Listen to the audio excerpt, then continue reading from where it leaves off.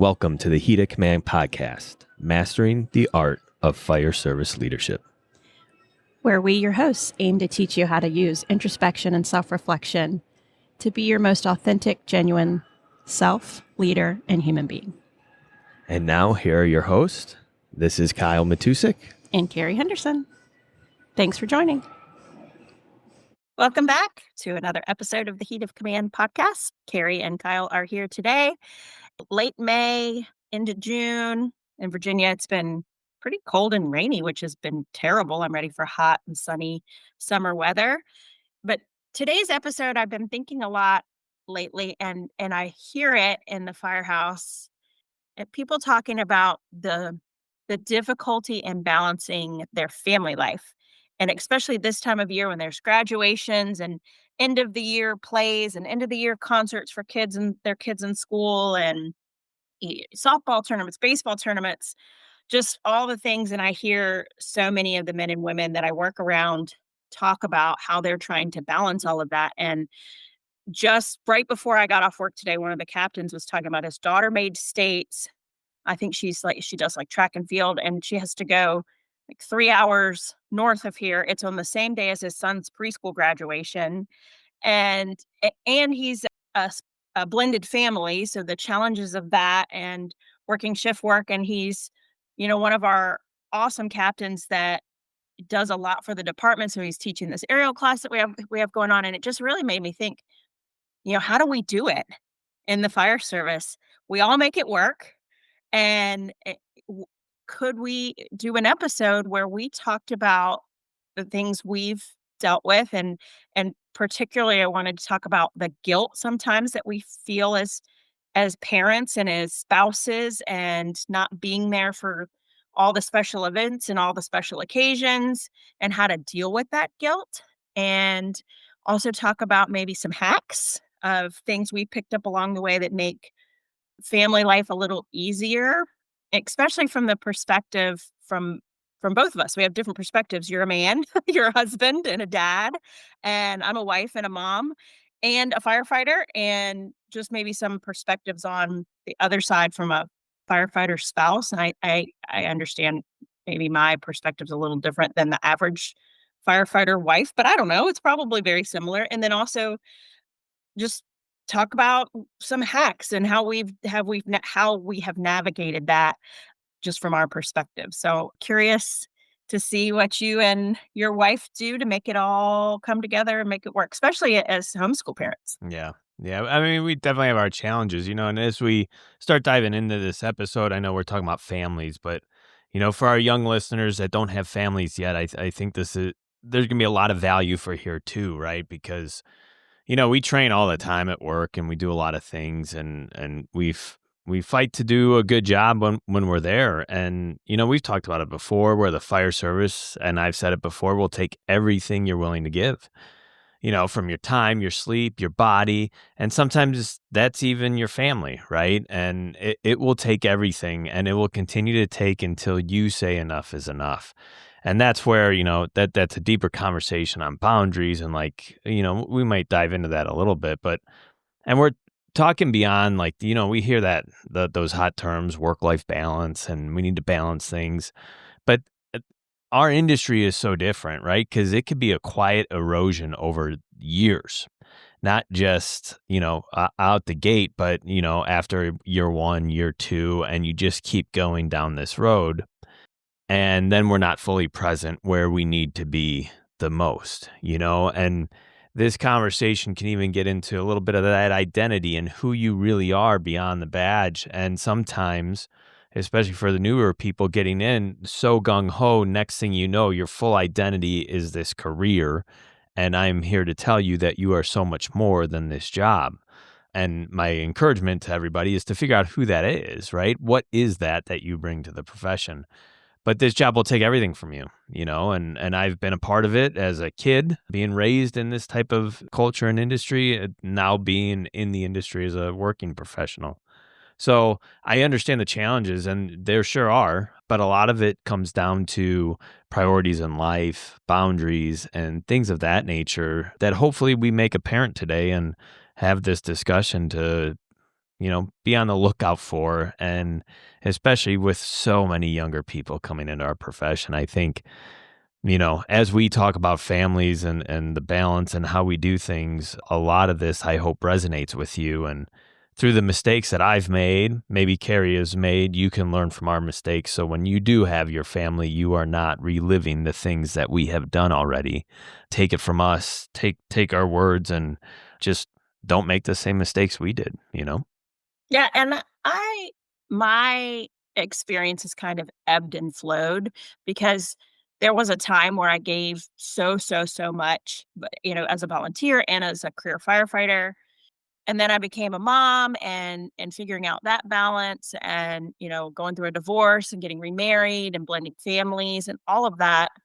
My experience has been one similar to yours, Kyle, where I felt like, I gave it all up and it was my whole life. Like, and then, but I've also had this really, eh, the career for me and the job and the profession for me now, now that I look at it, has been, it actually was such a blessing because I got to be a stay-at-home mom with a career, basically. And I'll explain that as I basically got to work 10 days a month, 24-hour shifts, obviously. But then I had all these weekdays off when my son was young to do all the stay-at-home mom things. Now, I couldn't do it every single day, and I had to figure out a balance of childcare for him overnights because Nick's dad was working shift work as well, and and we'll get into that of just the tremendous workload of balancing schedules. It was just insane when he was a baby.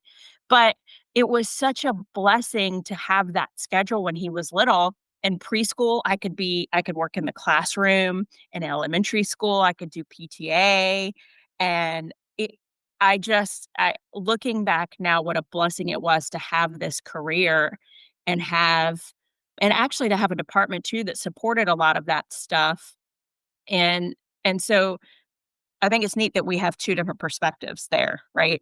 And you can speak in your experience and I can speak on my experience. So I know there's people out there that that love the schedule that we work and the benefits that provides for you. But on the flip side, you are gone 24 hours and you are gone. I worked my son's very first Christmas. He didn't know any different. He was only like 6 months old, but I was at work and my son's dad was at work that same day. We worked on the same shift for different departments, and I was heartbroken that I was working my baby's very first Christmas, and I just remember feeling so guilty that I had to go to work that morning, and I just had to tell myself, "He has no idea that it's Christmas Day," and we did Christmas, I think, the day before, and he was staying with his grandmother for the day that day, and she brought him by the fire station to see me. So you just have to figure out how to make it all work. And so for me, I'd like to get into the guilt part of it. Like, how do you manage feeling guilty you're missing that stuff? And what are the triggers for that? So for me, I didn't want to miss anything, but I also didn't want to miss anything at work either. And I had this guilt of, well, if I'm taking off, I'm not at work, I'm not doing my job.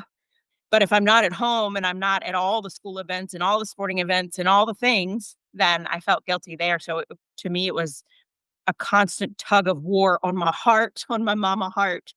And I constantly had to tell myself and remind myself when I would feel guilty is how awesome is it for my son to see his mom have a very amazing career and to be a leader in the fire service and to see me get to do all these cool things at work. And that was such a good example for him. So that's the story I tell myself when I get in that place where I have to miss something. And I co-parent now too. So I obviously miss stuff when he is with his dad. But I tell myself, you know, this is this is the example I'm setting for my son in this career and what it means to work hard and what it means to work in the service industry and sacrifice and all that stuff. So I encourage all of our listeners, if you experience the guilt that I do, you got to have something, the story you tell yourself. You have to come up with something that can kind of get you out of that. And that's the story I tell myself is I'm setting a good example, and he'll remember the times I did show up. He 100% will remember that. And there are times I'm not there, but we've got a great support system of people that show up. And that's another part too is having that support system. Yeah, I think, initially what you spoke to is, we get on this job and we feel this pressure to give your best at work, even if it means and costs you everything else, your family and all this other things that are going on in your life or around you. And we just have this pressure, and it seems very common in our industry, right? We have to give X amount, and if you're not doing this, then, people talk negatively about you. And I'm even seeing that in some of our young guys already. Like, they want to get involved, and some people are rooting them on, and I'm like pulling them aside, like, hey man, be careful. Like, it's okay to try things, but one day you're gonna have a wife and kids, and you're gonna have other things that are gonna be very valuable to you, and you don't want this job to start taking it now when they're not even a part of your life. I'm not saying don't work hard, don't, go above and beyond at this time, but you have to just be careful of your future, and it's just mind-boggling how much a lot of times people will give to this profession, and the cost, like, don't even calculate in their head. When I look at, my family dynamics, I could speak from two aspects of this. I grew up in this industry as a kid, and I was in a household where the job was it, right? The job was a priority, and this profession was a priority. And the people that suffered are my brother, my sister, and myself, right? We're the ones who took the brunt of that and not realizing it until much later in life, So you, as a kid, I could see how this job just can destroy a family, right? And I could say that from experiences. I'm sure many people can. And that's a whole nother thing to get into and go down, but I'm not going to get too much into that, but I just know that it does. And then coming into this profession and you start, giving your all, and you have this pressure and you have to drive and continue on. And I've spoke about, kind of my changeover, when I started early on in my career, it was go, go, go, involved in everything. I had a few side things that were fire service related, like many do. And at one point in my life, it's like I got smacked upside the head and I had to stop, and my plate was extremely full. My family did get the leftovers of what I had left when I got home. And then everything changed, and I'm in a much better place now. And I can speak to this a lot better just living in so many arenas of this profession and family dynamics. And now where I'm at, like, it is much easier for me to have that shift in priorities where my family and my kids are my absolute priority. And the job does not even close comes before that in any aspect. That doesn't mean that I don't work hard or don't want to do things. It's just that, hey, we do work a very stressful job. And even if you have a slow day or you work a 48-hour shift on overtime and it's slow and you come home, you're still kind of beat and exhausted. So there's just so many things at play here. But I think, when I think back on a human level, and you decide that you want to get married and you want to have kids, like, along that and be in this career, the real discussion needs to be what does that look like in terms of how you're going to prioritize your life? What is most important? And I'm going to tell you right now, if you want to give everything to your career, don't have kids, right? Like, it just don't, because there's going to be some things that happen. And if you want to put more time and effort into a job versus your family, like, that's where things start to go south. And I don't want that for anybody. We can have this where you're still a hard worker and motivated and dedicated. However, your priority is still and will always be your family. Last episode, we talked a lot about what people say versus what people do. And I guarantee you there's most people say, oh, I take care of my family, I love my family, and their actions are everything but, right? Because they're in a class, they go back to shift, they're picking up overtime, they're doing this, they're doing that. And like, I see it, right? We all see it in our industry, and it's just these people that go, go, go, and it's like, man, from experience as a kid in that environment, what I went through early in my career to where I'm at now, it's like, yeah, I know what's happening to those kids, and it's unfortunate, So it's not easy as well, and I want to hit on that because taking that kind of stance where your actions actually back up your words and you're that family man or family woman and you're involved at home, that's not highly, I would honestly say that's not highly respected in maybe the older culture of the fire service. And it's mind boggling to me, the newer people might get it or you have a chance to teach them that that is the way. So it's hard to, when we feel that pressure and then we know we want to prioritize our family, yet we're in a culture that doesn't accept that as the norm, it just becomes an extremely challenging environment to do this in. Yeah, and it made me think of, there is one thing when you're working a ton and you're working overtime so that, and I hear a lot of people say, so I can provide for my family. I do Mhm. this all for my family because I'm providing for my family. And there is a small, I do think that is part of it. That is a piece of it, especially, if your significant other is going to stay home and not work and you've got to, provide the entire income. But there is a balance to that because I think what happens in the fire service, and somebody said this to me one time, and I had never really thought of it this way, is, you come in the fire service, and we all make a lot more money now than when all of us started in the fire service, right? We used to not make much of anything, Right. right? We're very underpaid for Right. what we were doing and the hours we were spending away. So everyone got a second job. And so instead of what most people do, instead of living on the salary that the fire department was paying you and living within the means of that salary, you got a second job. And so then you started you know, living on those 2 salaries and your living expenses and the things you could purchase were a whole lot more, but you have to maintain that. So you have to stay away and you have to keep working to maintain that lifestyle that you've gotten used to, where maybe if you lived a little below your means, uh, then you could have a better family life balance. But that is a hard conversation to have with someone. Like, and that is a really hard, it's like, well, no, I want all these things and I want this type of lifestyle. So I'm going to just work these extra hours and be away. So I think there is a component of I'm working to provide for my family, but are you providing more than maybe they need? And taking away from that balance, that family life balance. So Yeah, I think the way society in our world is, that's just the things that people chase, right? And it's the stuff and this and that, and it's the money. And I see these young guys picking up all this overtime, and I need money. I want to buy this, and it's like you're not going to find pleasure in any of that. I mean, you might for a short time, sure, or you're flaunting it off, trying to, keeping up with the Joneses style, or want the big house and the cars and all this other stuff, and at the end of the day, none of that matters. We're all gonna die and be 6 feet under, and none of that's coming with you. And you're right.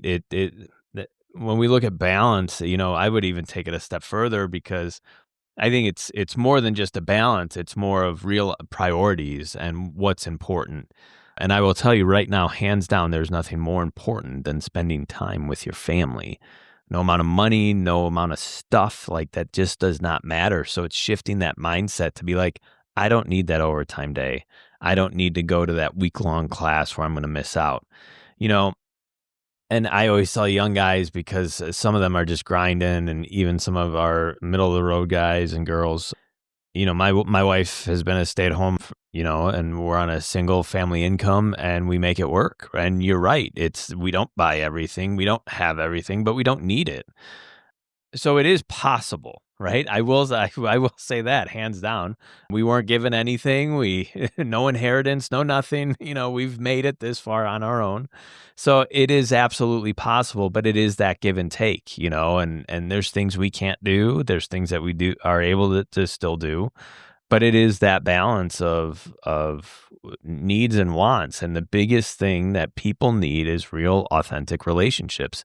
That's a relationship with your kids and your spouse. That should be like the most important thing, and be your guiding light of why you're doing what you're doing. And yes, we do have to provide. Totally understand that.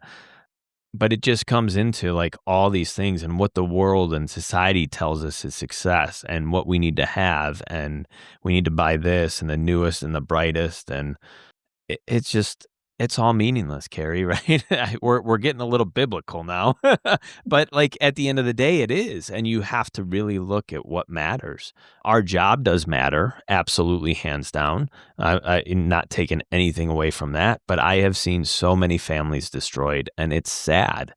And, when I first got on the job, it was don't get married, don't have kids. And it's like, why? Like, I understand it was bad. Like, I grew up in a household, I get it, but it doesn't have to be that way.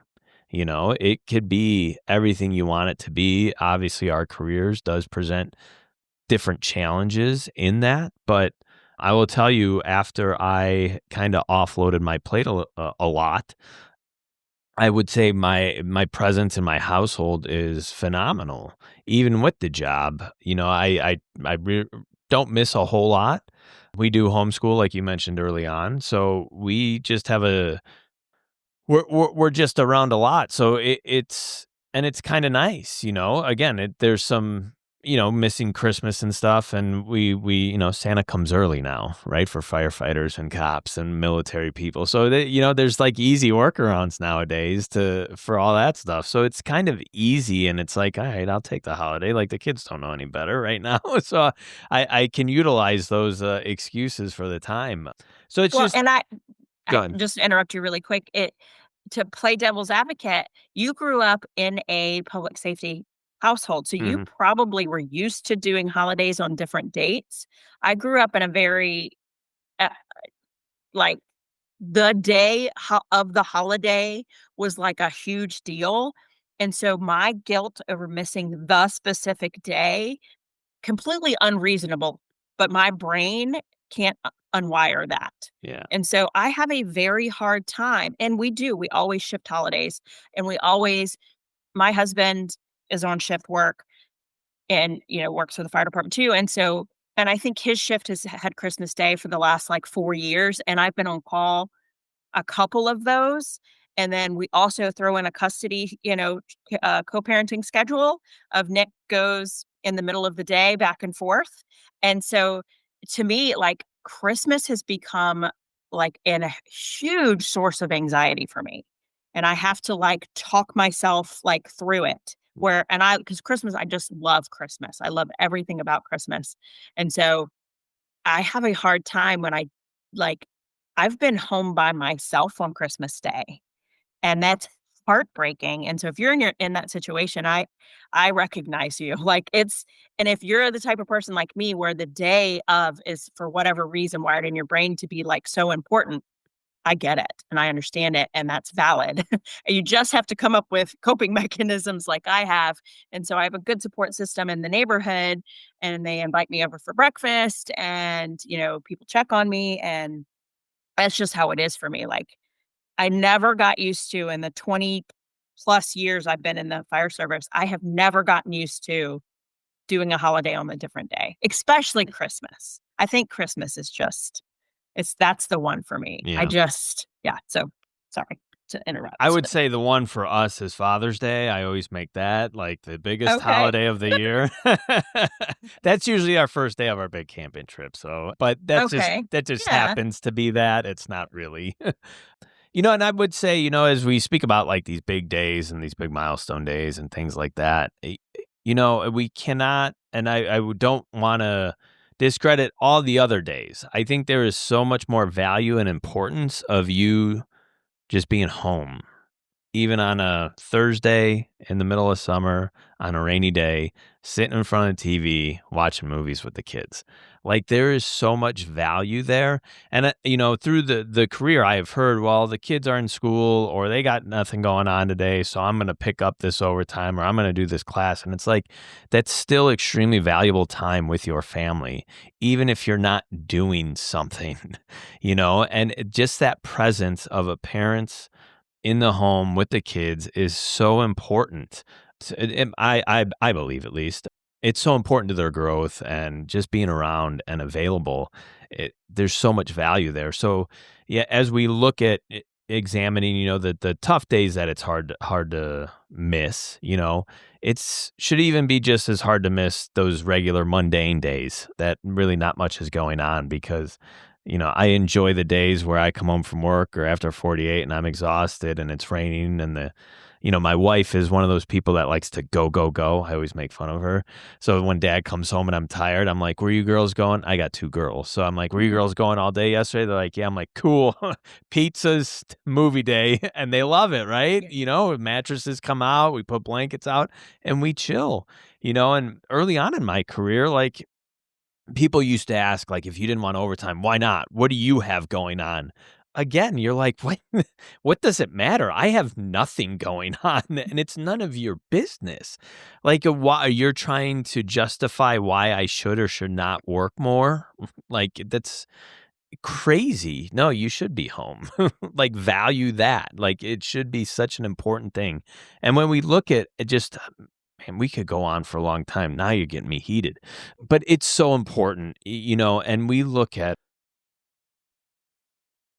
mental health, right? We look at mental health of the firefighters and we come up with checklists and this and that and the other thing. And it's like, sometimes just that day in front of the TV with your family is what you need. And we have to, like, say that's okay and support that kind of mentality. It's just crazy. It's just crazy to me sometimes where our industry and culture is emotionally and what is prioritized. And again, through everything that I'm saying, I do not undermine the seriousness of our job. I understand the work and dedication that it goes into doing our job well, and it's still things that I work on. But I will always, after learning some hard lessons, my kids and my family is of the utmost importance, and nothing will ever come in that way. Yeah.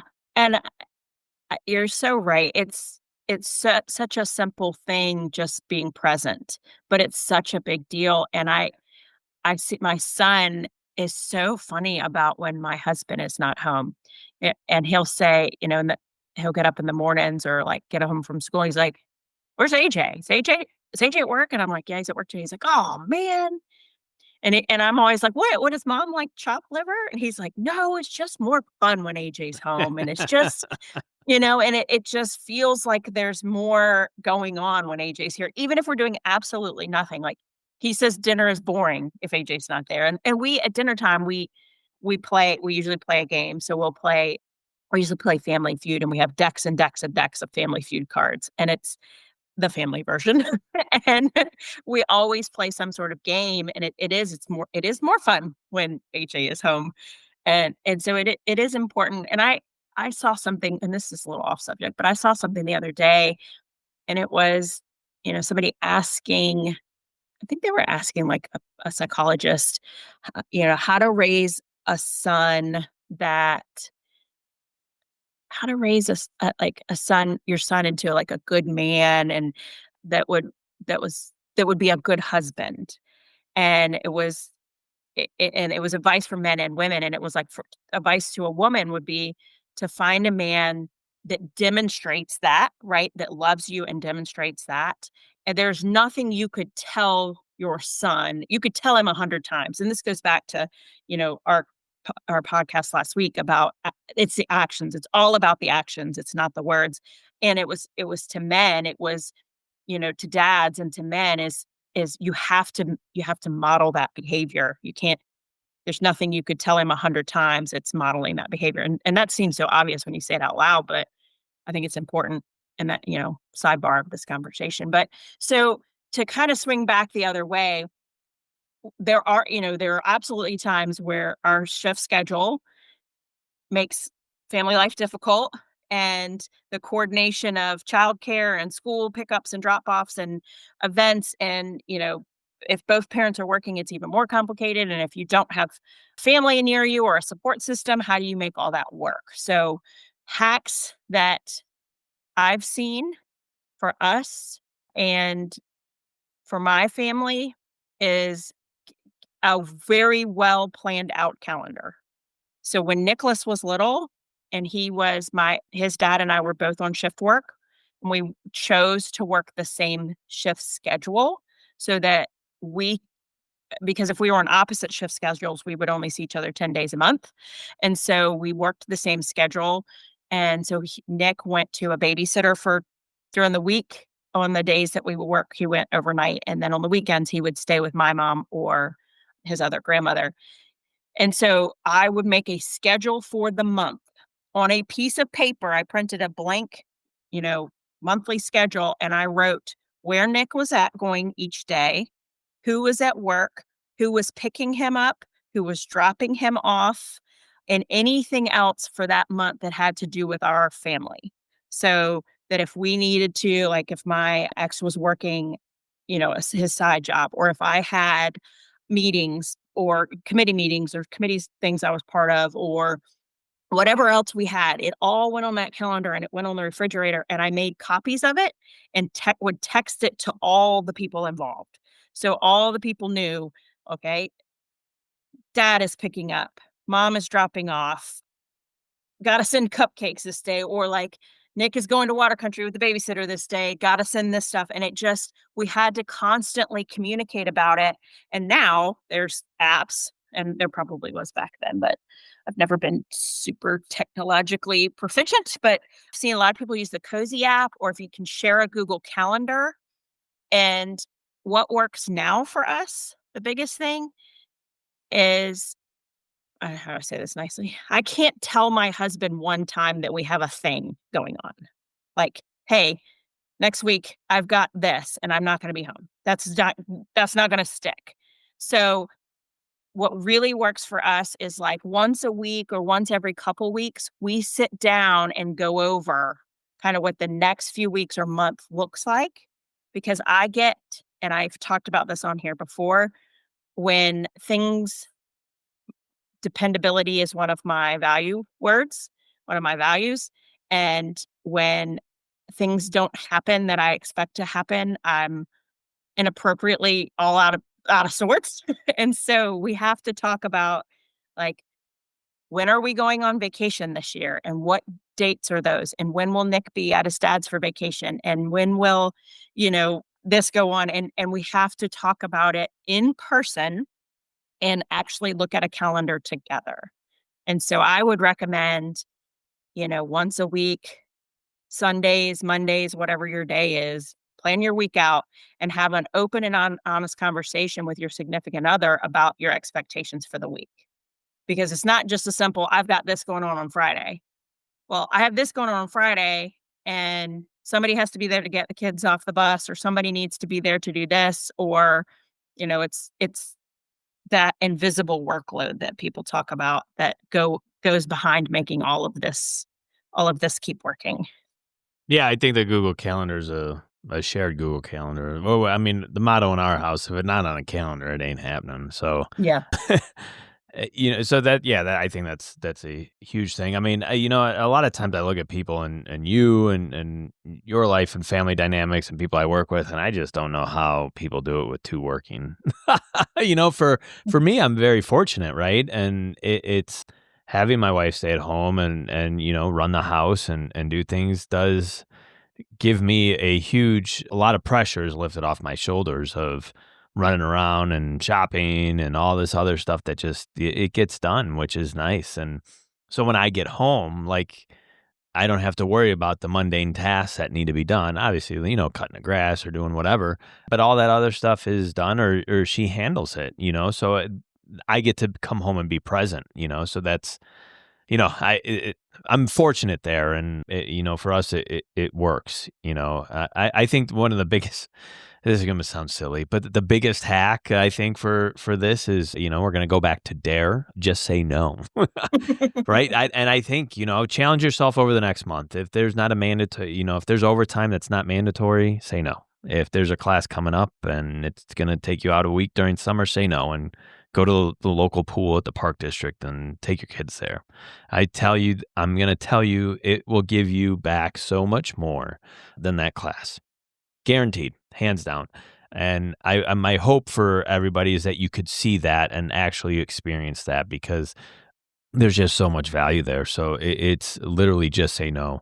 It's probably my biggest hack, and especially being that example as we look at actions versus words, and just being that example for the new generation coming in, to where they can balance this profession with valuing their family and keeping them on top. When we have strong families and strong households, and it's our comfortable space, and we have a good environment at home, that makes us better at our job. When we can alleviate some of those stresses and we understand how things work there, the kids understand the profession, and we have things organized and on calendars, and things are running smoothly, that alleviates a huge stress for us that go and do this job. So there's very important to, look at all this stuff. Yeah, and I think too, being very intentional Yeah. when you are Yeah. home. There's a rule in our house, and it's made such a big difference, is because sometimes I'm still, you know, eh, as the training chief, I'm working even when I'm on the road. So I'm in my car a lot, going back and forth places, and so I'm on my Bluetooth a lot, and that's legal in Virginia. I don't know if that's legal in Illinois, but so sometimes I'm on the phone when I pull in the driveway. And so the rule in our house is you finish conversations before you come in the house, because I could it's so hurtful when somebody comes in the house and you like, especially if you've been waiting for them to get home, you have something to tell them, and then you get that finger held up, that hang on, just give me a second. And it's like, and then it's 10 more minutes of someone on the phone. So we have a rule that you end your conversation. And I will even tell people, like, if I'm getting close to my house, like, hey, I have to wrap this up. I'm about to pull in, and I'm gonna hang up once I get to my house. Or, I gotta wrap this up now, and I'll finish up the conversation. And then I come in, and it's, kind of undivided attention at that point. And I am also really big, and I think this comes from what is it, the 5 love languages? Like, finding out what your people's love languages are. And so I leave, like, a lot of little notes. So, like, in February, every morning I leave a note on my son's mirror in his bathroom about something I love about him. And I do that all through the month of February for Valentine's Day. And I leave him little notes with snacks. And, he takes a snack every single day for school. And I leave a note in there. And I just those little reminders all the time about, even if I can't be here, I'm still thinking about you and I love you. And I just think being intentional about your time too, even when you have to be away, be intentional, and about your words and your time and your one-on-one time. And I think that makes a big difference too. My love language is acts of service. So, like, I don't need sticky notes. I just need the dishwasher unloaded and the laundry folded, and I'm a happy camper. You got me thinking when you were talking about the phone calls, in the driveway. I like that, not coming in on the phone. But I remembered another hack. This is a great hack, and I encourage everybody to do it. Well, now I can't tell everybody. For all us non-exempt employees, I can tell you this. Get another cell phone and completely get rid of your personal cell phone number with your organization and keep them completely separate. When I come off shift, my work phone goes on silent, and I don't take it off silent until I'm back on shift. And again, exempt employees probably don't have that luxury. Sorry. But if you're a non-exempt employee, so most of the time, if you're not admin, you're a non-exempt employee, you have no, if you answer an email, the law states, and you're off duty and you answer an email or pick up a phone call, that's overtime. And you're required by law. If you put in for overtime, you're getting paid. So I'm off. Nope. You know? So it's like that hard, I'm not at work. Like, don't bother me. And again, I'm not exempt. If you're not exempt, you have that luxury. If you're exempt, sorry, you really don't. But turning off that phone, not answering calls, not responding to emails, text messages, nothing. Like, I am off of work. I am not yours. You don't control my day.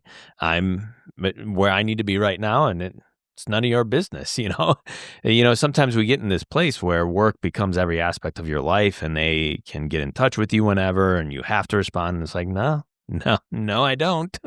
That's why there's laws. So I think, to add it on most cell phone plans, to add a phone is like $10 a month. So I think it's totally worth it. It's I did it. I got another phone for other reasons and I happened to. You got a burner phone? I do. Yeah, I do. And it was for the previous job that I had working in a hospital. They had rights to your phone. And I was like, well, they're not getting my personal phone. But, on another sidebar, like if you use your phone for work, like that stuff could be foilable. So just FYI, I would highly encourage a burner phone for non-exempt employees. I think that's a great hack. Put that thing on silent, put it on focus mode. And when you're off shift, boom, put it on. And then when you go on shift, you could turn it back on. And I think that's great, right? That just gives you that division and that time away, which is so important. One thing, I want to hit on as well, and you kind of mentioned it a little bit, communication. I think this is very big with spouses. Now, you're a little dynamic because both of you are in the profession. For people that don't have that, a lot of times our significant others, our spouses, my wife, really don't understand the complexity of what a day at work is like. Regardless if you're slow or you're busy, because sometimes busy days are easier to handle than slow days. The political climate, whatever's going on, like a lot of that stuff I just don't bring home. But sometimes, like when I come home, like my wife's pretty good. I usually I get my space. Either I come home, I drop my stuff, I go to the gym, I go zone out for an hour, whatever. My wife is pretty supportive there. But it was after some conversations like, I'm not ready. I need a little break. I need a little breather. I need to sit down, have another cup of coffee. Like, I just need a moment.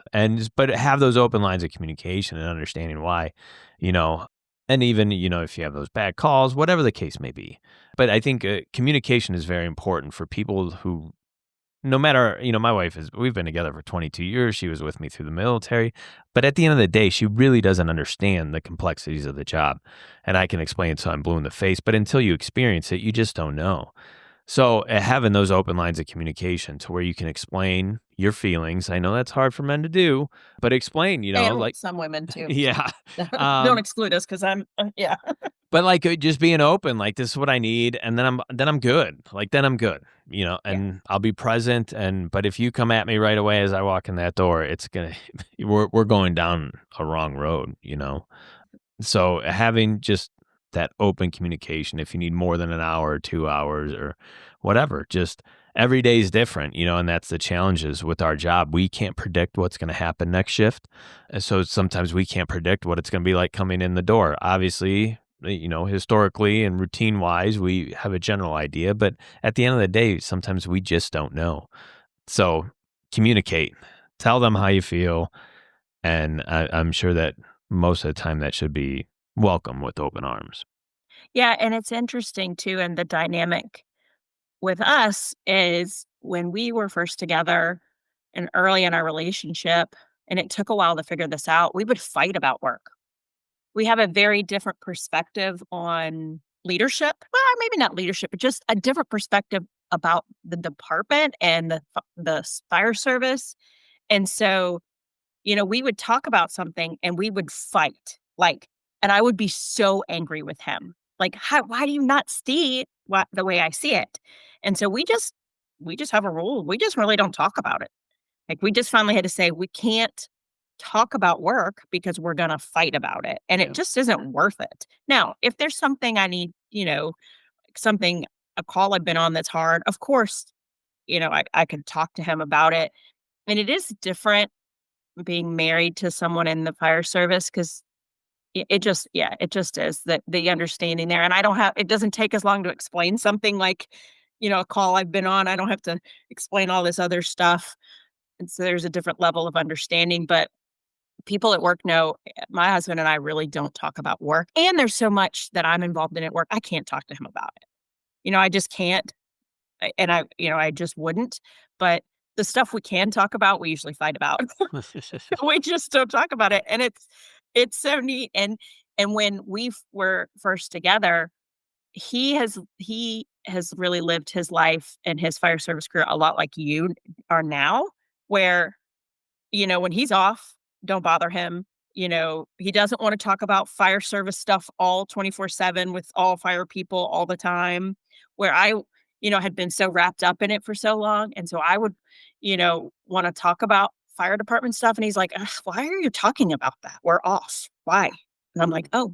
And so now I have a better balance, and it is pretty nice.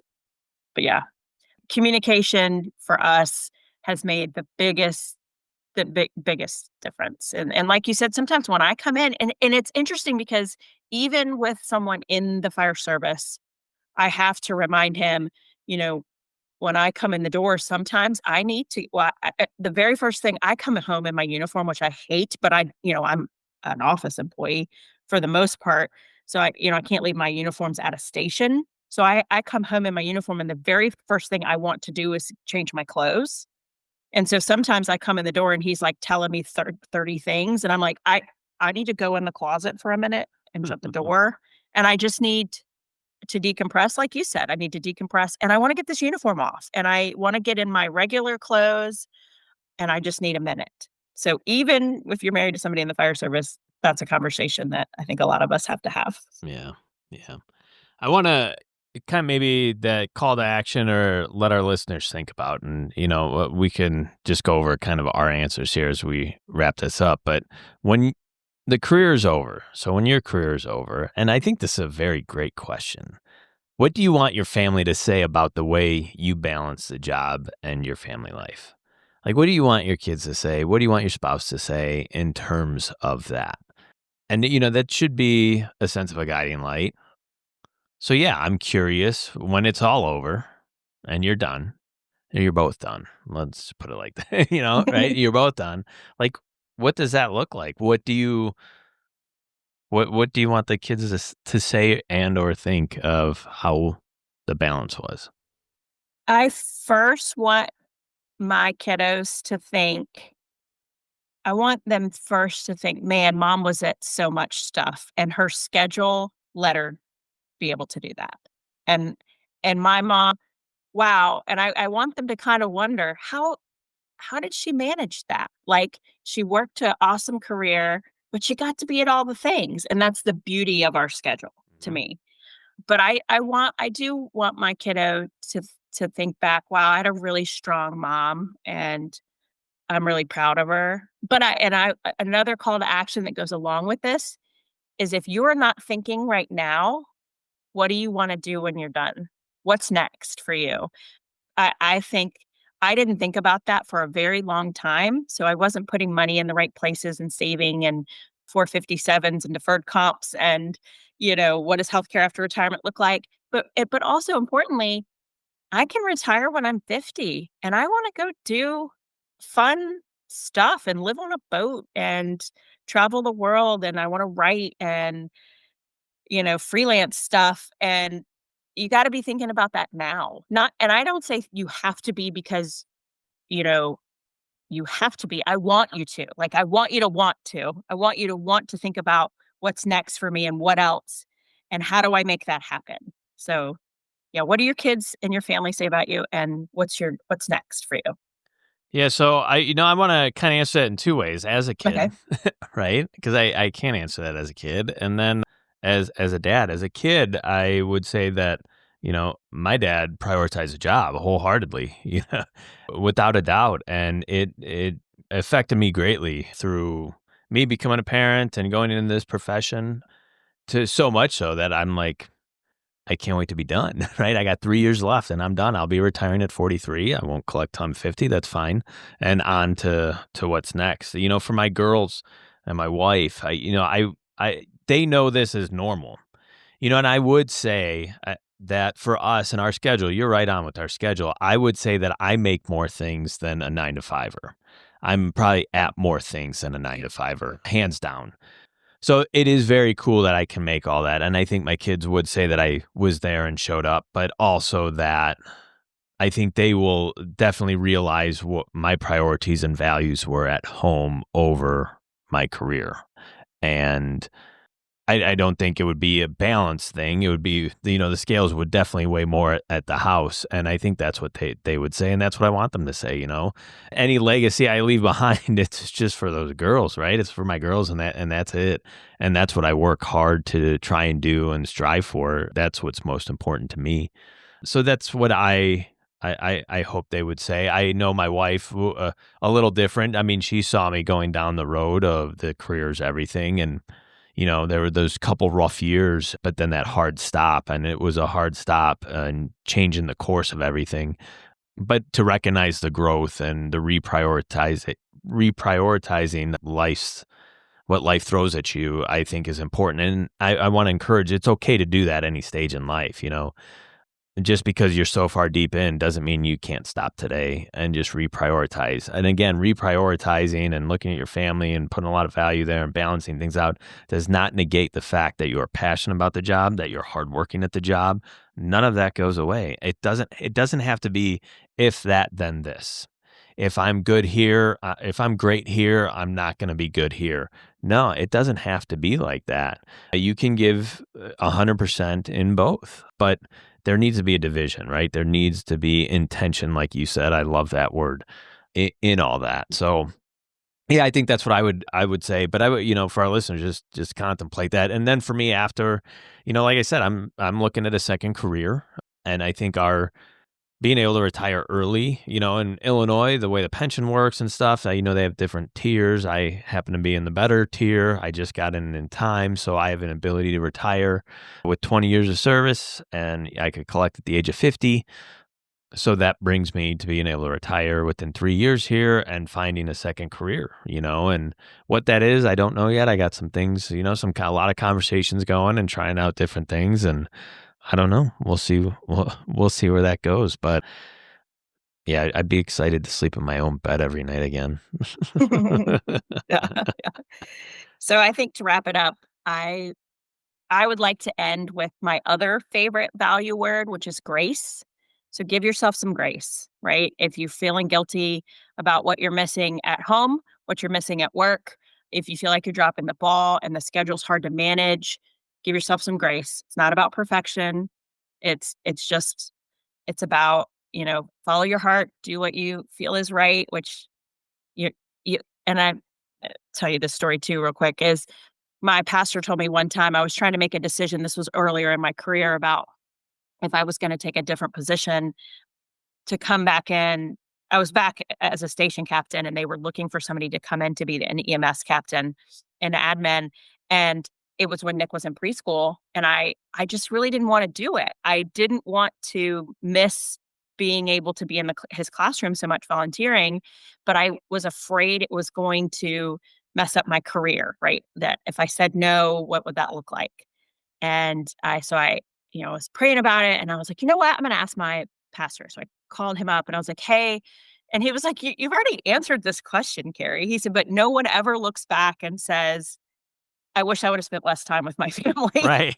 You just don't say that. So he was like, you've answered your own question. I was like, I just needed to say it out loud. I just need to say it out loud. So just remember that. You'll never regret spending more time with your family, and you can still have an awesome, awesome, successful career and kick ass. Can I say that on here? Yeah, sure.